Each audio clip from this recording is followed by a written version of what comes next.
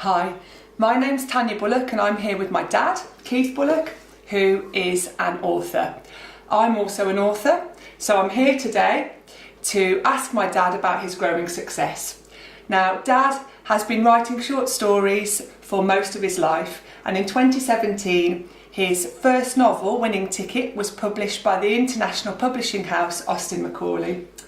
So, Dad, what first interested you about writing?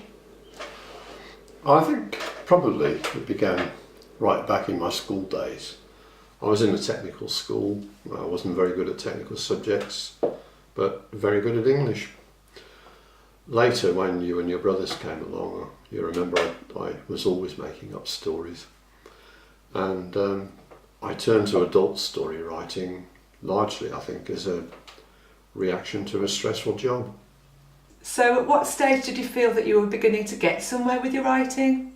Of course, it began in a very modest way. I made the local newspapers with a contribution to the BBC's Book of the Future, and shortly afterward a short story I'd written, Second Honeymoon, was filmed by Pat the Bull Movies, and eventually that was taken to the Cannes Film Festival. And if I remember, by that stage you were already writing novels, weren't you? Yes, I drafted a couple toward the end of my professional career, but it wasn't really until after I retired that I began to take writing a little more seriously. And then, of course, I was delighted when 18 months ago Austin Macaulay offered me a contract for Winning Ticket. And can you tell us a little bit more about Winning Ticket? Yes, it's a novel that's set largely in Dudley, in the Black Country, although probably about a third of it takes place in India. And it tells the story of Rakesh. He's a Sikh shopkeeper, and his wife Jasvinder. Rakesh is in a lot of financial trouble, and in a moment of weakness he steals the winning lottery ticket of a down and out customer. Then of course he has to face his conscience as the unsuspecting family live with the riches. Well, that does sound quite bleak, but obviously it's only half the story, isn't it? Yeah, it is a modern story about sin and guilt and redemption, but that's really only half the story. As you know, when Rakesh meets up with the down and out, quite by chance later on in the book, it spins things off in a completely new direction. And obviously the fact that he's Sikh must give his problems an extra dimension. Yes, of course, that's one of the key points. The money that his ill-gotten gains allow him to take a trip to India, where he comes face to face with his ancestral roots, and the identity crisis that causes sends him toward alcoholism and despair. And there's a lot of Black Country humour and colour in the book, isn't there?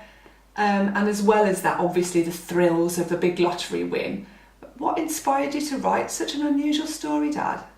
Well, I suppose it was a combination of factors really, which is probably general for all authors. I worked in Dudley, and I still have a great deal of affection for the Black Country culture and its people. I wanted to pay some tribute to that. I've also had a long-standing affection for the Sikh religion and culture. And finally, I suppose, like most people, I've often wondered what would happen if I was a big lottery winner. I think the job of an author is to ask what if, and those three factors were the main motivation of the writing.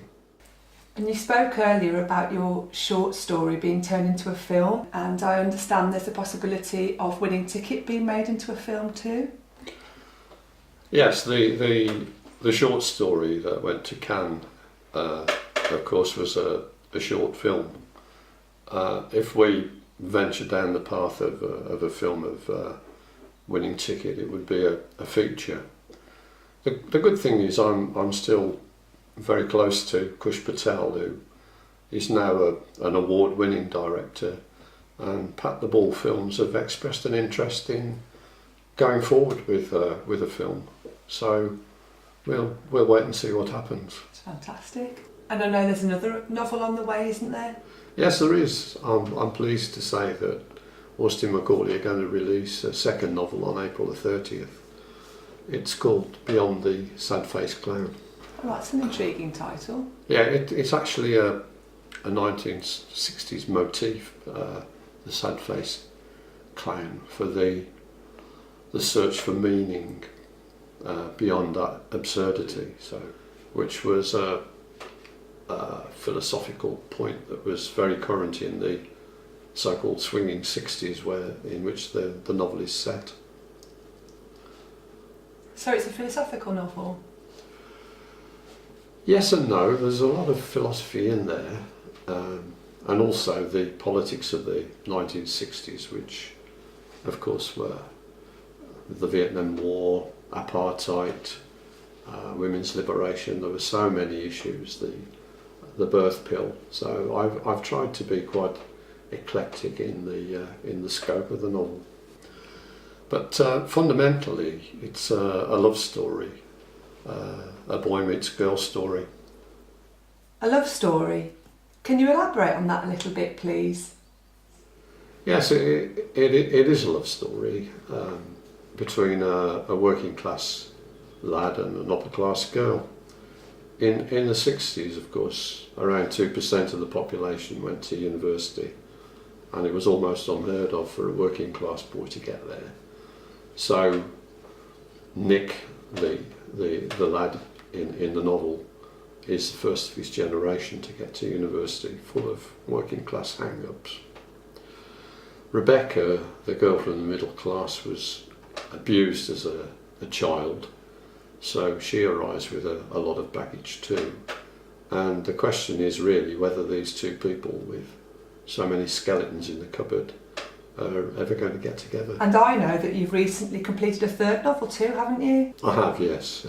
This is a bit of a departure. It's a crime thriller called Circuit, set in London, and it's about two joggers who are subjected to a horrendous attack, and their friend, a detective chief superintendent, who has his own sinister reasons for wanting to investigate the case. So watch this space.